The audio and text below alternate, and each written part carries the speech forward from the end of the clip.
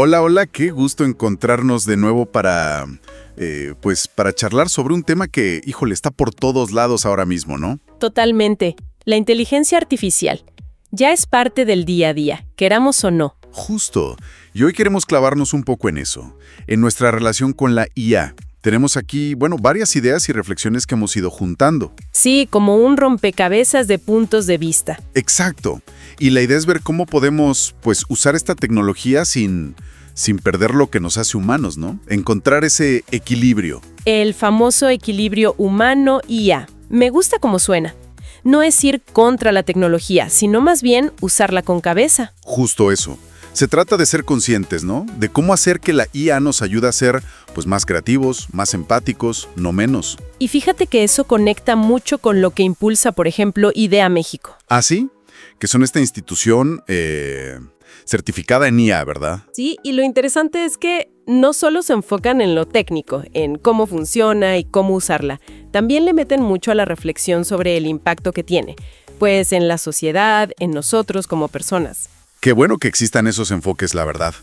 Porque, no es solo aprender a picar botones, no, hay que entender el fondo. Exacto.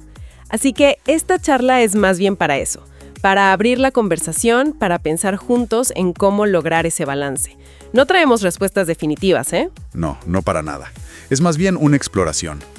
Y para empezar, ¿por qué deberíamos preocuparnos por este equilibrio? O sea, ¿qué pasa si nomás adoptamos la IA así, sin pensarla mucho? Uy, pues ahí es donde empiezan los riesgos que varios análisis señalan. El primero, y quizá el más obvio, es como una atrofia de nuestras propias habilidades, ¿sabes? ¿Atrofia? ¿A qué te refieres exactamente? Pues a que si empezamos a delegar todo, por ejemplo, que la IA nos escriba los correos, que nos resuelva problemas, que nos investigue todo, Ajá. pues nuestras propias capacidades para escribir bien, para analizar, para resolver cosas, como que se van oxidando. Es la famosa pereza mental, pero, digamos, turbocargada. Órale, como dejar de usar un músculo, ¿no? Eventualmente se debilita. Exactamente, y va de la mano con otro riesgo fuerte, la erosión del pensamiento crítico. Ese suena peligroso. Y lo es. La tentación de agarrar la respuesta que te da la IA y decir, pues esto es. Son rápidas, suenan coherentes. Claro, y a veces hasta mejor escritas que uno. Puede ser. Pero el riesgo es que dejemos de dudar, de preguntarnos ¿esto será cierto?, de buscar otras fuentes, de entender el contexto. Nos volvemos como consumidores pasivos de lo que dice el algoritmo. Y perdemos la capacidad de formar nuestro propio juicio, ¿no? De decir, a ver, espérame tantito. Justo eso, dejas de cuestionar. Y eso, abre la puerta a muchas cosas, como caer fácil en desinformación o en burbujas de opinión. Entiendo. Oye, y ligado a eso, también se habla de un riesgo en la creatividad, ¿no? Como de que todo se empiece a parecer. Sí, es el riesgo de la homogeneización.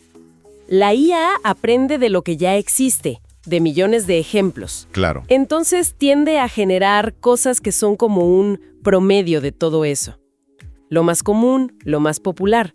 Si la usamos sin meterle nuestra propia chispa, nuestra dirección original, pues sí, corremos el riesgo de que el arte, la música, el diseño, hasta la forma de escribir se vuelvan más planos, ¿no? Como menos diversos. Exacto.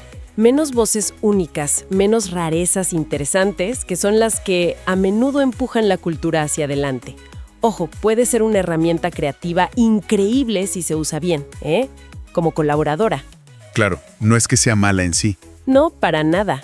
Pero el riesgo de aplanar la diversidad si se abusa o se usa sin intención, ahí está. Ya veo. Oye, y en el plano más personal, ¿qué onda con las relaciones humanas? ¿También hay riesgos ahí? Pues sí se menciona. Piensa en esto. Las interacciones con IA pueden ser muy eficientes, sin conflictos, siempre amables.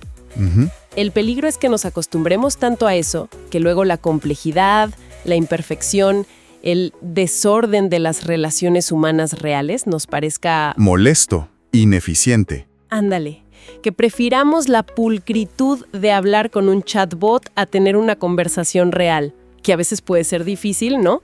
Pero es auténtica. O que nuestra comunicación, mediada por IA, con respuestas sugeridas y todo eso, pierda, pues pierda la chispa, la espontaneidad, la conexión real que viene de la vulnerabilidad. La IA puede simular que entiende, pero no siente. Exacto, simula empatía pero no la tiene. Esa diferencia es brutal. Sí, es fundamental. Y hay otro riesgo que me llamó la atención, más como psicológico. El tema del logro personal. ¿Ah, sí? ¿El sentido del logro? ¿Cómo afecta la IA a eso? Pues piénsalo, muchas veces la satisfacción, la autoestima, viene del esfuerzo, de superar un reto, de aprender algo por ti mismo, ¿no? Claro, de sentir que lo lograste. Soluciones instantáneas para todo. ¿De dónde sacamos esa satisfacción? Podríamos perder esa fuente de sentirnos competentes, de sentir que tenemos control. Como un vacío, ¿no? Si todo es demasiado fácil. Podría ser. Es un equilibrio súper delicado entre que la IA te ayude y que te quite el mérito, por decirlo así. Vaya, pues sí son varios focos rojos a tener en cuenta. No es para asustarse, pero sí para estar alertas. Exacto. Y por eso es tan importante la educación en IA que mencionabas, como la que busca hacer IDEA México. Que no solo te enseñen a usarla, sino que te hagan consciente de estas posibles consecuencias. Para usarla con responsabilidad. Totalmente. Poner las cartas sobre la mesa. Bueno, entonces, frente a estos riesgos, ¿qué es lo que sí tenemos nosotros? ¿Cuáles son esas super habilidades humanas que debemos cuidar más que nunca? Ahí está la clave. Y es como una paradoja, ¿no? Mientras más inteligente se vuelve la IA en ciertas tareas, más valiosas se vuelven nuestras cualidades únicas. La número 1, yo diría, y casi todos coinciden, es la empatía. La inteligencia emocional. La capacidad de conectar de verdad. Exacto, de sentir con el otro, de mostrar compasión, de construir confianza. Eso la IA no lo tiene. Puede analizar datos de emociones, pero sentir, nanay. Es nuestra ventaja, digamos. Totalmente intransferible. Y muy pegada a esa está el pensamiento crítico y el juicio ético. El poder de cuestionar, de analizar más allá de los datos. Sí, y de tomar decisiones basadas en valores, en principios, en situaciones complejas, ambiguas, donde no hay una respuesta correcta en los datos. Navegar dilemas morales, entender el impacto de nuestras acciones. Eso sigue siendo profundamente humano. La IA aplica reglas, nosotros aplicamos juicio. Fundamental, sobre todo pensando en el futuro. ¿Qué más? Mencionaste la creatividad antes. Sí, pero no solo generar cosas. Es la creatividad original, esa. Curiosidad intrépida le llamaban en un texto. Curiosidad intrépida. Suena bien. Se refiere a esa capacidad de hacer preguntas nuevas, preguntas raras a veces, de conectar ideas que nadie había conectado, de explorar por el simple gusto de explorar, sin saber a dónde vas a llegar. Como la chispa inicial, ¿no? Ándale. La IA es genial optimizando, combinando lo que ya existe, pero el salto a lo verdaderamente nuevo, a lo disruptivo, eso parece que sigue siendo nuestro. Esa curiosidad sin un objetivo fijo es motor de innovación real. Me gusta.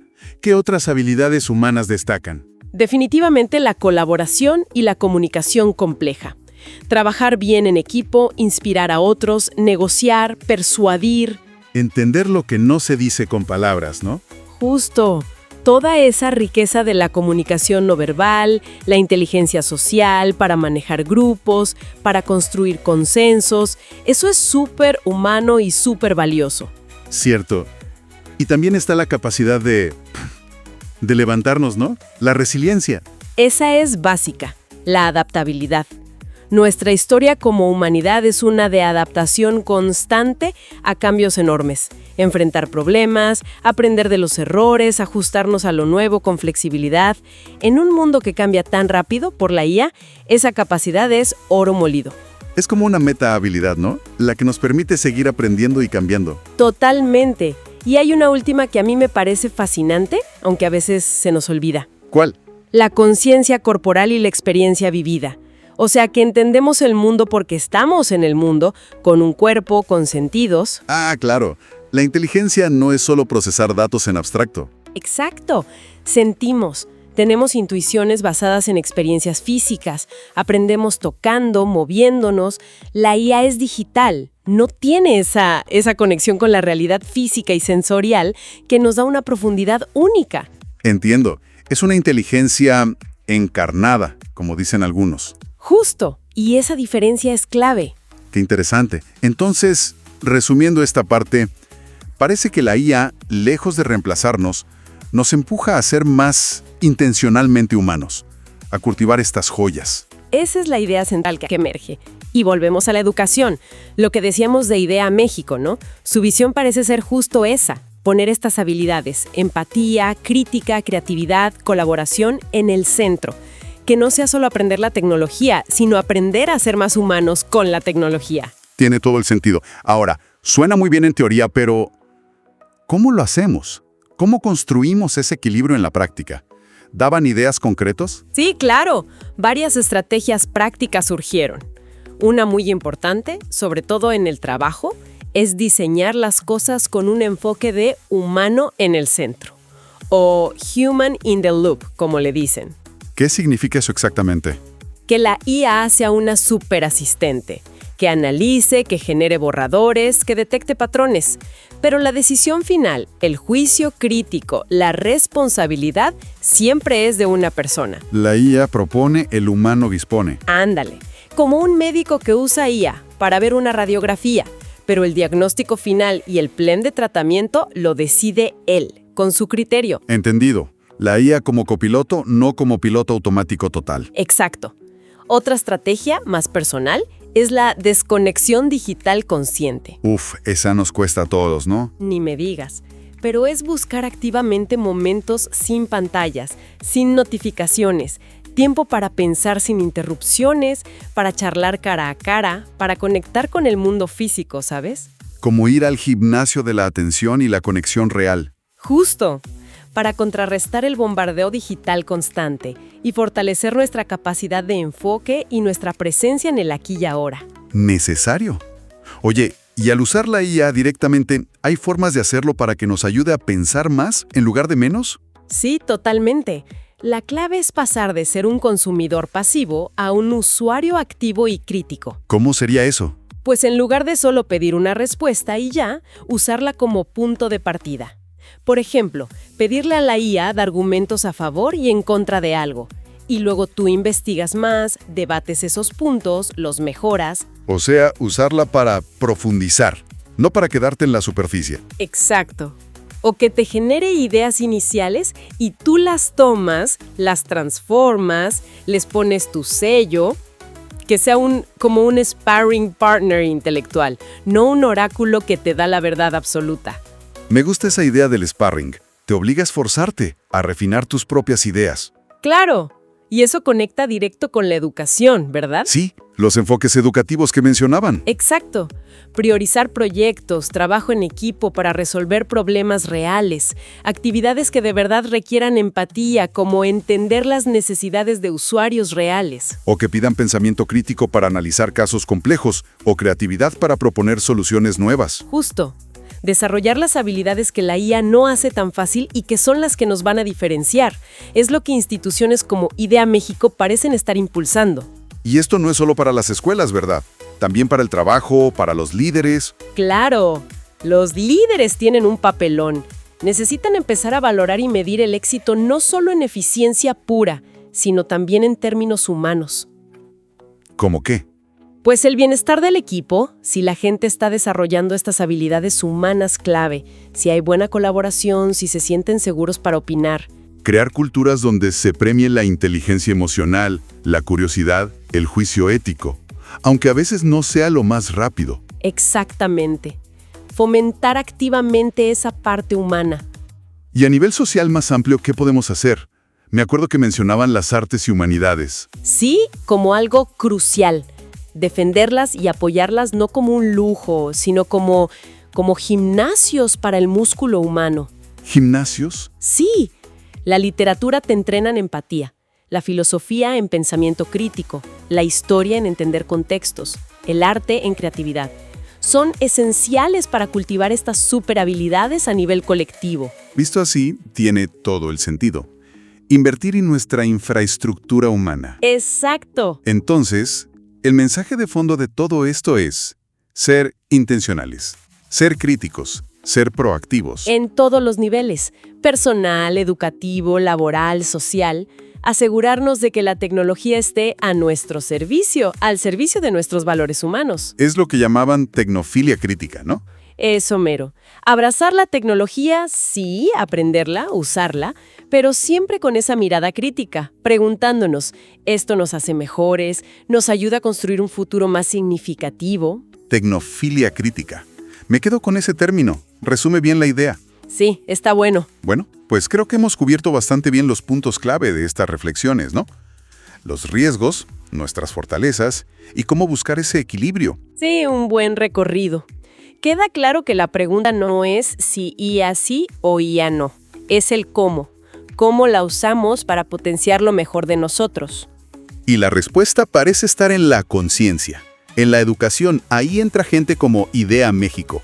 Y en las decisiones que tomamos cada día. Exacto. Es un camino, un proceso constante de ajuste y aprendizaje. Pues para cerrar, me gustaría dejar una pregunta en el aire, algo que quizá engloba todo esto. ¿Y si la verdadera medida del progreso tecnológico no es qué tan listas hacemos a las máquinas, sino qué tan sabios, creativos y compasivos nos volvemos nosotros al usarlas? Buena pregunta para seguirle dando vueltas. Ojalá esta charla ayude un poquito a eso. Ojalá que sí.